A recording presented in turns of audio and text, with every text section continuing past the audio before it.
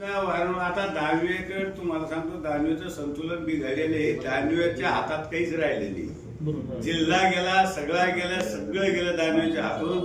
तुम्ही पाहिलं असेल, महानगरपालिका घ्या, जिल्हा परिषद घ्या, नगरपालिका, काही राहिले नाही.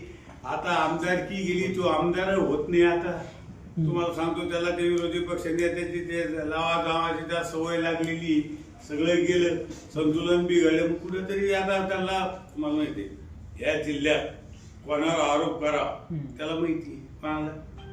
अरे मीच आता सोपे सापडले सोपे सापडले का? नाही आतापर्यंत आहे ना, मी कधीच कोणाच्या कोणी काही जरी बोललं तर मी कधीच कोणाला उत्तर दिलं नाही. पण मला सांगा, जर वारंवार जर मी ही प्रेस आज काय घेतली, मी कधी घेतली घ्यायच्या आधी मी कधी प्रेस बोलवली का? 35 वर्षात मी प्रेस बोलित नाही. माझ्या विरोधात अनेक जणांना प्रेस बोलिली आहे, पण मी चुकून कधी मी तुम्हाला सांगतो मी कधीच प्रेस बोलित नाही. मी कधी मीडिया समोर जात नाही.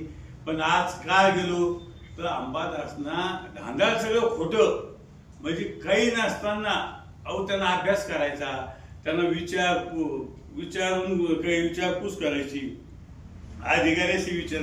हे अधिकारीचे पत्र खोटे आहे का? मग अधिकारीचे पत्र जे त्यांनी दिलेले आहे का, आज दिले का पत्र? मग हे खोटे आहे का? मग काय 1600 कोटी रुपयामध्ये पूर्ण भूसंपादन झालं आपल्या जिल्ह्यात. आणि मग एकट्या त्या बैचं 1150 कोटी हा संशोधनाचा विषय तुमचा.